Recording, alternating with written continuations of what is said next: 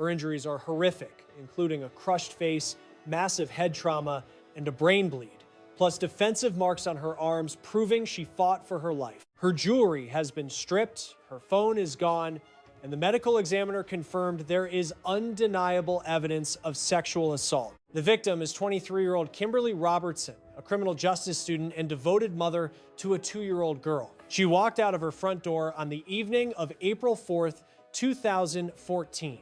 That was the last time anyone saw her alive. The final person known to be with her was her boyfriend. They had spent some time over at the Lakeside Lounge. Security footage places them at the venue at 11:30 that night. They barely said a word to each other. By 1:15 in the morning, they walked out and headed to a parking lot near Walgreens. Cameras catch a cab pulling up. She gets in, sits for maybe 30 seconds, and then climbs right back out. The taxi takes off empty. That is when her boyfriend walks back into the frame. He moves his car and parks near the bus stop. Footage shows his vehicle sitting idle there until 6:18 in the morning. He never exits the car. His alibi is solid. He is cleared of the murder. So detectives pivot to a different target, that red Toyota 4Runner. Bank surveillance captures it circling the bus stop multiple times before finally pulling over. Someone gets into the passenger side. The truck speeds off. Roughly 1 hour later, that same SUV is spotted near the FM Rec Center, moments before her body would eventually be found. At the scene of the crime, investigators recover a receipt from Lowe's dated March 23rd. The hardware store is located just 100 meters from where they found her. Fortunately, the security tape from that date hasn't been erased yet. It shows that distinct red Toyota 4Runner pulling in. Two guys exit the vehicle and head inside. They pay using a debit card. But here is the kicker. That card was reported stolen. 3 hours later, that very same card gets swiped at a fast food joint. That transaction gives detectives a crystal clear shot of the license plate. The car belongs to a 41-year-old Ghanaian national named Prince Chech, though people know him as Frank. He is a married father of 3 living right here in Oakland. He makes his living selling clothes at the local farmer's market. In his initial interrogation, he swears he has never laid eyes on Kimberly. He denies knowing her entirely, unaware that police already have proof she was in his car. Eventually, he cracks and changes his narrative. He admits picking her up. He claims the sex was consensual and paid for. He insists he dropped her off unharmed. However, his DNA is a perfect match for the samples taken from Kimberly's body. The prosecution constructs a tight timeline. He is seen circling the bus stop moments before she vanishes. He is the last human being to see her breathing. He admits to the sexual contact after lying about it.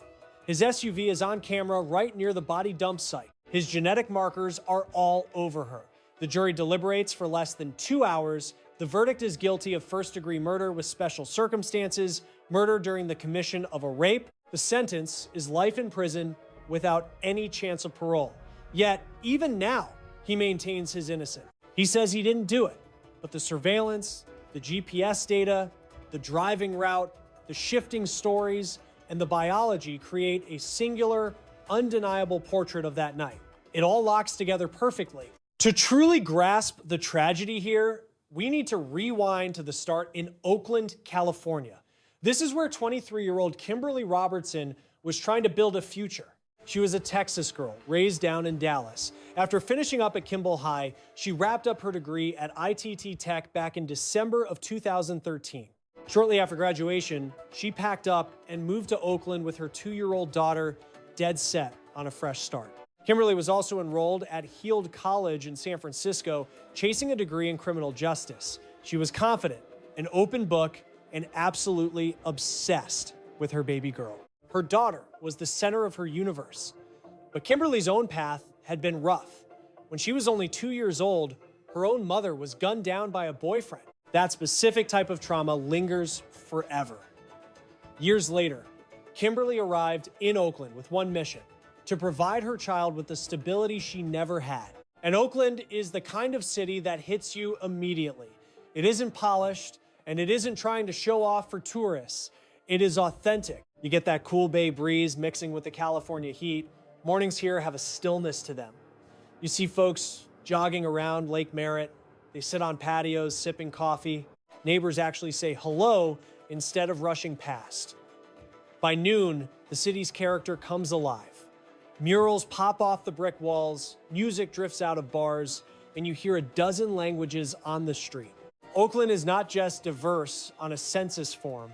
You experience it in the local cuisine, the beat of the music, and the street style. When the sun goes down, the vibe changes. You see yachts bobbing on the water. The sun disappears behind the ridgeline. A low hum of chatter and laughter fills the air. Looking down from the Oakland Hills, the bay lights flicker in the distance, feeling peaceful and undeniably Californian. This town doesn't try to sell you a dream, it invites you to join its flow. So, I'm wondering, what city are you watching from right now, and what is the local time there? I am genuinely interested in seeing where the viewers are located. Go ahead and leave a comment below, and while you do that, I will continue with the story. It was Friday, April 4th, 2014. Kimberly got her hair styled that day. She even had her nails done. She headed to her sister's house to prep for a date night. Her sister, Marquita, agreed to babysit the little one. Kimberly was in high spirits. She was hyped up, ready for a good night out on the town. She stepped out specifically to enjoy her evening, not far from the F.M. Smith Recreation Center. Her remains were spotted by a bicyclist just passing through. The Oakland Police Department rushed to the location, backed up by fire and rescue crew. They tried everything possible to revive her, but she was gone. She was declared deceased right there on the pavement. A sweater lay nearby. They bagged it up for the lab. Police secured a sales slip for landscaping gear at the scene. That piece of paper was the key to figuring out exactly who the Jane Doe was. The victim was identified as 23-year-old Kimberly Robertson. She had taken a severe beating to the face, and the defensive marks on her arms prove she fought for her life, while her jewelry was notably missing. Whoever did this took her cell phone too. Her sister figured she had just crashed at her boyfriend's house when she didn't show up, but that hope shattered completely when reality set in. Officers arrived at the door with the worst kind of update. They had discovered remains, confirmed it was Kimberly, and left her sibling absolutely heartbroken. It was impossible to picture anyone wanting to harm her, much less take her life. Still, she insisted her boyfriend Danny was innocent, though police hauled him into the station immediately. The guy stayed totally composed, explaining that while the romance was new, their friendship actually went back several months. They spent the previous evening grabbing drinks at the Lakeside Lounge over on 338 East 18th Street. He insisted that after the alcohol, he refused to let either of them risk a DUI by driving home. Kimberly wasn't hearing it, and things got heated. Even though he hailed a cab, she stormed off and swore she would find her own way back. Not wanting to abandon her on the street, Danny waved the taxi off, hopped in his ride, and pulled up right across from the bus stop she was waiting at. His plan was just to keep watch. He claimed he accidentally dozed off and found the spot empty when he woke, and as cops vetted this narrative, the coroner released the initial finding. The report was grim, listing massive head injuries and a brain bleed as the cause. Tragically, evidence also confirmed she had been violated in the worst possible way. Tributes started flooding her Facebook timeline immediately. The entire community was reeling from the shock that she was actually gone. A friend posted about how tough it was to smile without her around.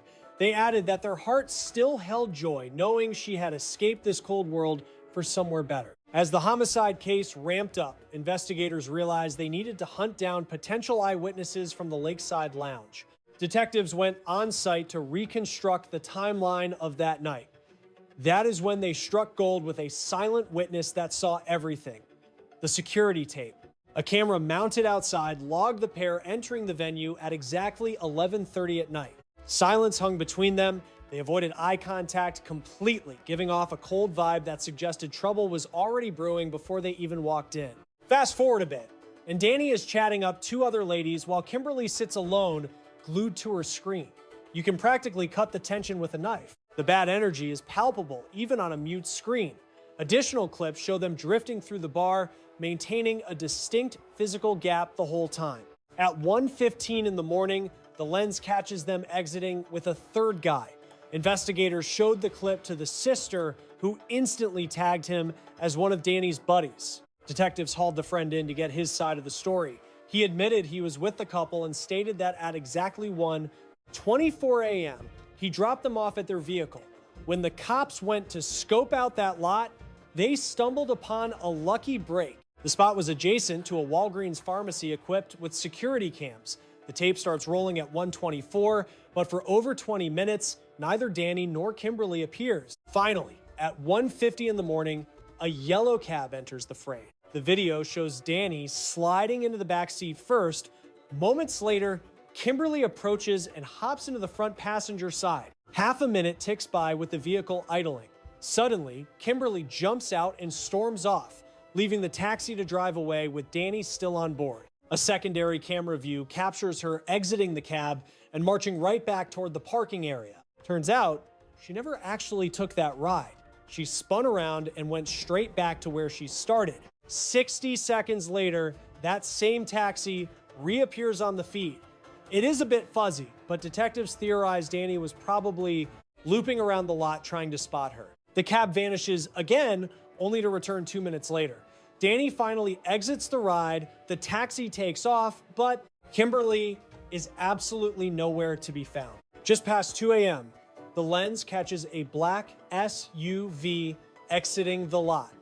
That is Danny behind the wheel, confirming his timeline was accurate. Police shifted focus to the bus stop where Danny claimed she was waiting while he napped. They needed to lock down that location first. If he was being honest, the video would prove it. Fortunately, the street was wired with surveillance that captured both the traffic lanes and the shelter itself. Investigators combed through the tape frame by frame. Sure enough, his ride pulls up and parks right across from the bench, just like he said.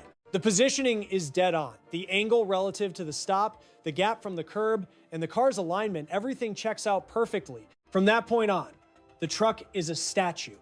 No inching forward, no reverse lights, no high beams, and no doors cracking open. It just sits there all night.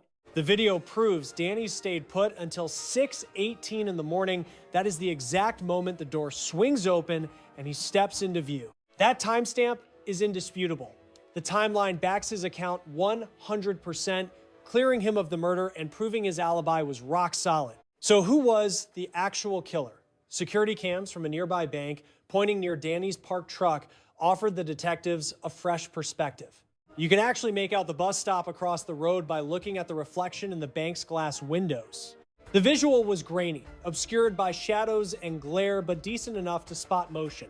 At approximately 2:0 to 5 a.m., moments after Danny stopped his car, a ghostly figure materialized in the glass, a pale silhouette against the night. She is standing right at the stop, confirming her location. Then, a red Toyota 4Runner cruises past the scene opposite Danny's car without stopping initially. The car cruises down the block, hangs a U-turn, and slowly doubles back. It doesn't look like someone getting lost. It looks like a hunter on the prowl. When investigators hit rewind and scrutinize the tape, a disturbing pattern emerges. This wasn't a flyby. That SUV had been stalking these streets for a while. Identical route, identical creeping pace. The truck loops around, hits the brakes near the station, vanishes into the shadows, and then pops back up. That's not just a Sunday drive. It looks like surveillance, like someone calculating, waiting for the perfect split second to strike. Caught in a window reflection, the rig finally idles right alongside the bus bench. You can just barely make out a figure sitting behind the wheel. Another person stands by the glass, leaning in to chat. It lasts maybe a heartbeat, just a few words, before the stranger opens the door and hops in. The truck swings around and crawls past Dye's parked car. Now the passenger seat is occupied, a human silhouette visible, hitting the detectives with a grim realization. The timestamp fits, the geography fits, the whole timeline aligns. That shadowy figure getting into the car was definitely Kimberly. But the video quality was garbage, too grainy to read the tag. The digits were just a smear of pixels, and the headlights flared out the lens. The critical info was unreadable. Without a tag number, finding the registered owner was impossible, so the team had to pivot their strategy. They started grilling Kimberly's inner circle, hoping the ride looked familiar to someone. Maybe a friend or relative would clock that red Toyota. Maybe someone had spotted her with that guy previously. The interrogations were grueling and repetitive, yet the response was frustratingly consistent. Nobody knew the truck, nobody could drop a name. Detectives moved their hunt to the FM Recreation Center, the grim site where they recovered her remains. The deduction was straightforward. If the killer dumped the body there, local security cams should have captured the vehicle in the act. Just like the pickup spot, this zone was wired for video. Officers started combing through the recordings, queuing it up from 2:30 in the morning. Frame by painful frame, they hunted for that red Toyota. Then, at 3 o'clock, there it is. The SUV creeping down the adjacent road, looking exactly the same. It is absolutely the same rig, but again, the plate is a blurry mess. The footage is compelling evidence, but it lacks the golden ticket. It places the truck at the dump site, sure, but that doesn't put handcuffs on anyone. They need hard evidence, something tangible to tie it all together. Investigators circled back to the items bagged at the scene. Among the debris was a crumpled receipt, a scrap of paper that ended up cracking the case wide open. The slip came from Lowe's Home Improvement. It was stamped March 23rd, clocked precisely at 6:02 in the evening. There was no mistaking the time or date. The hardware store sits a mere 100 meters from the body site, which is way too close to be a coincidence. Police rang up the manager, praying the security tapes from 2 weeks prior hadn't been wiped. Usually, those systems overwrite old data pretty fast. It was a total Hail Mary play, but luck was on their side. March 23rd, 2014, 5:37 p.m., a red Toyota 4Runner rolls into frame. The truck eases into a parking slot. Two guys climb out, slam the doors, and make a beeline for the automatic doors at the front. The camera grabs a solid shot of them. It is another critical breadcrumb, and suddenly the chaotic pieces are starting to lock into place. The receipt proved they paid with plastic, so detectives ran the numbers. The card belonged to a 53-year-old lady, meaning the wallet was definitely hot. That detail cast a sinister shadow over the whole investigation. This wasn't a crime of passion, it was starting to look like a spree. Bank records pinged again 3 hours later at a fast food joint. The timestamp was exact, the location verified, giving the squad a fresh lead to chase down. Security cameras at the burger place caught the red Toyota 4Runner pulling onto the lot. The truck rolls up to the pickup window, and finally, the cops get the break they needed. A decent look at the driver's mug, clear enough to run a facial comparison. The license plate, however, is still a fuzzy mess. The digits bleed together into a white smear, and for a second, it feels like they hit another wall. Then a staff member pipes up about a rear-facing camera covering the lane. It shoots from a different angle and records in much higher definition. Detectives pull the file, and boom, there it is. The plate is crystal clear, so they run the tag and trace it back to a guy living over in Oakland. His legal name is Prince Chach, but he goes by Frank, a transplant from Ghana who hit Oakland in 2007. At the time of the killing, he was 41. He worked as a clothes vendor at farmers markets, had a wife and 3 kids. On paper, he looked like a regular family man, living a quiet, routine life. Police identified the guy riding shotgun in the older footage, but records showed he was locked up when Kimberly died. He was cleared immediately. The suspect pool evaporated instantly. Every single clue pointed in one direction, and the crosshairs settled squarely on Frank. Now the mission was to nail him for the assault and homicide. A hunch doesn't work in court. They needed ironclad proof that a jury couldn't ignore. Using covert surveillance, detectives started working his block. They posted flyers and pounded on doors, asking neighbors if they had noticed anything weird. To the outside world, it looked like standard police work, just calm voices and routine questions. Every twitch mattered. Finally, they knocked on apartment number 8, Frank's place, and waited for the door to swing open. The officers flashed their badges and explained they were working a recent homicide case. They kept their voices even strictly professional. One detective held up a flyer with Kimberly's photo and asked if he recognized her. It was a loaded question since they already knew she had been in his truck. It was a trap. Frank stared at the picture and shook his head, claiming he didn't know the girl. He swore he had never seen her around these parts. He didn't blink or stutter. They told him to reach out to the Oakland Police Department if his memory suddenly improved, then walked away. To an outsider, the conversation looked mundane. Yet for the detectives involved, it was the moment the whole case turned. One of the cops asked for his name. Then he checked the ID to be sure. It was definitely him. The exact figure they tracked on the security footage, the man seen driving that red sport utility vehicle. He denied ever knowing her, which was a problem since the police already had video evidence of her sitting in his passenger seat. That lie was all the probable cause they needed. Officers slapped the cuffs on him and hauled him downtown just 5 days after Kimberly's body was found. For 5 days, the team had been quietly building their case timeline. Now he had to answer for himself. Why was he cruising up and down that specific block on the very night she was murdered? Why did his truck show up on camera in that neighborhood over and over again?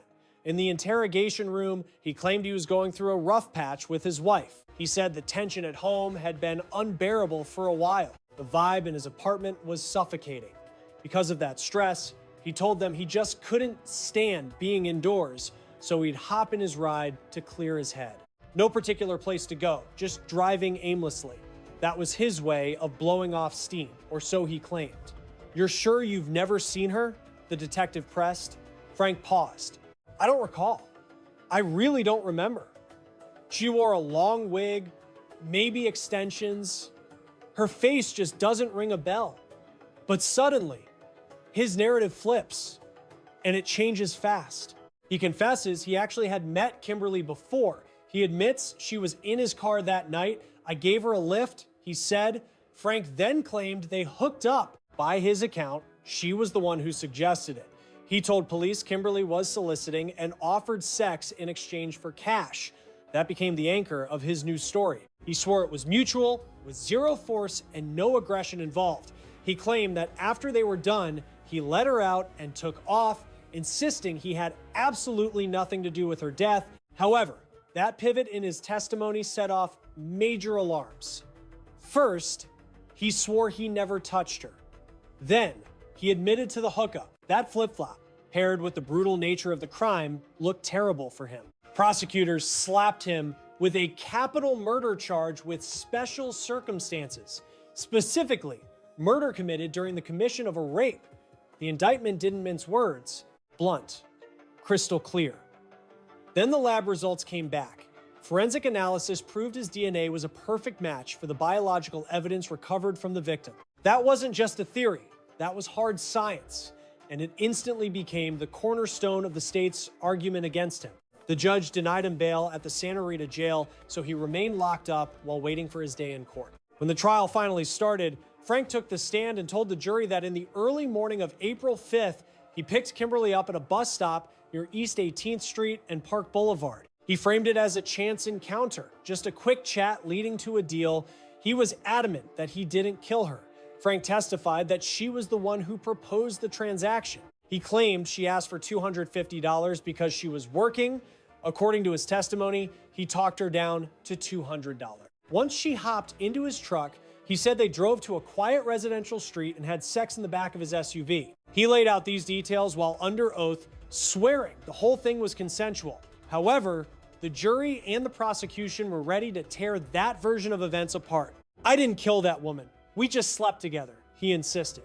He also testified that earlier that evening, he'd been out with his family at a concert over at the University of California, Berkeley. It sounded like your typical family outing. Live tunes, lots of people, the kind of fun night that usually turns into a happy memory. When they got back to the house, he said his wife told him she was exhausted and wasn't in the mood for intimacy. He dropped that detail calmly in the courtroom, like it was just a mundane fact.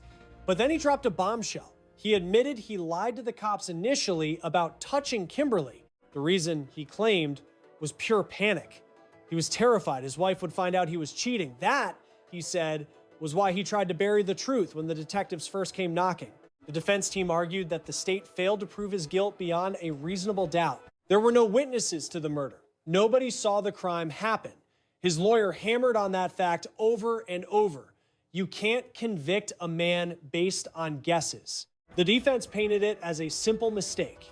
He picked her up for a one-night stand, a lapse in judgment. It was irresponsible, sure, but it wasn't homicide. According to his lawyers, they spent about an hour together before he dropped her near the FM Recreation Center around 3 in the morning. It was pitch black. The streets were deserted. After that, he claimed he just went home. No struggle, no fight, Just two people going their separate ways on a night that would eventually spark a massive investigation. Cheating on your wife doesn't make you a predator, and it certainly doesn't make you a murderer. There is zero proof he had any reason to hurt this woman, his attorney argued.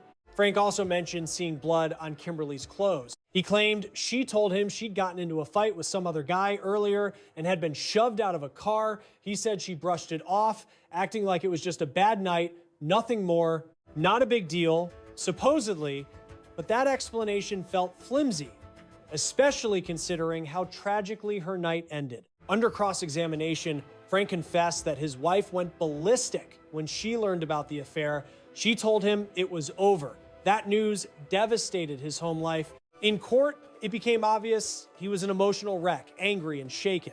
The prosecution admitted they were building a case on circumstantial evidence. No one watched him kill her. But the prosecutor made a crucial point. You don't look at the evidence in a vacuum. It all links together, bit by bit. It paints one clear picture, and the state argued that picture leads to a single conclusion. He raped and killed Kimberly. Here is what the evidence showed. His wife had just told him she was leaving him because he couldn't stay faithful. Witnesses confirmed this left him in a rage and a deep depression. His mental state was a key piece of the puzzle. His red Toyota 4Runner was caught on tape circling the exact block where Kimberly vanished. Multiple passes, same spot, same window of time. He was the last human being to see her alive. After she got in his car, she was never seen breathing again. Plus, there was a receipt found near the body, and video proved he bought those exact items. The date, the time, the purchase, it all tied him directly to the evidence lying right next to her corpse. The spot he pinpointed as the drop-off site turned out to be the exact location where they found her remains. You couldn't just write off a coincidence like that. His alibi basically became the map to the crime scene. Plus, the lab identified his biological markers on her, a crucial scientific smoking gun the court reviewed. It took the jury less than 2 hours to reach a consensus. They didn't waste any time making up their minds. When the 12 jurors filed back into the hall, they handed down a conviction for first-degree murder, adding special circumstances for the assault. The judge handed him a life term without any chance of parole, guaranteeing he would never walk free again. He tried to paint Kimberly as a pro who agreed to a one-night fling, but the panel saw right through that story. That angle failed to chip away at the mountain of proof against him. His narrative couldn't patch up the holes in his timeline, and it certainly didn't sway the final outcome, even as he kept insisting on his innocence.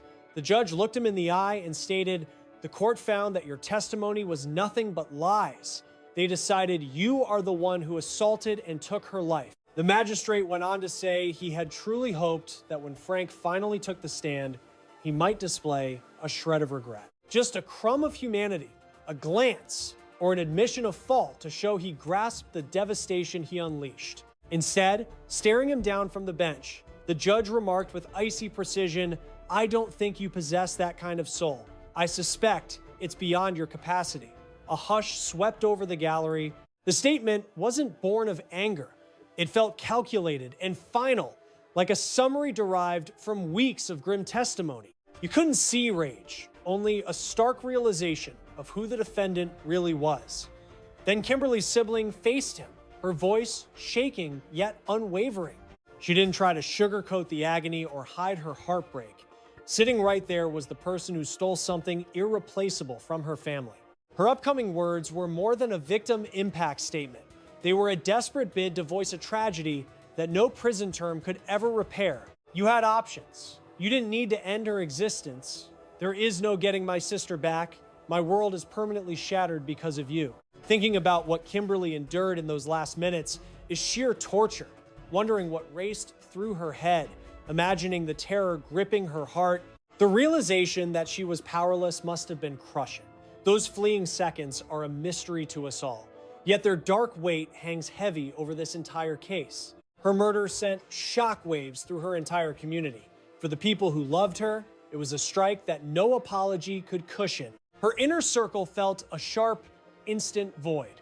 Her relatives were left with a feeling of wrongness that the years won't wash away. Knowing her kid is going to grow up motherless, just like she did, all because of one man's brutal greed. That detail is the hardest pill to swallow. It feels like a cruel loop in time, a tragic cycle closing right where it shouldn't have. Kimberly was full of life, welcoming, and joyful. She had a gift for bonding with others. She radiated kindness, honesty, and brightness. Her world held no obvious shadows, no hint of the doom awaiting her. Everything was still in front of her. A future packed with ambitions, hopes, and potential days she was robbed of, decades that were stolen. The gap between her bright spirit and her grim finale is exactly why this tragedy haunts us so much. This entire community has been rattled to its core by this case. Just behind me, inside a vacant house, they discovered the young woman's body. Authorities are still out here processing the scene where she was found stripped from the waist down.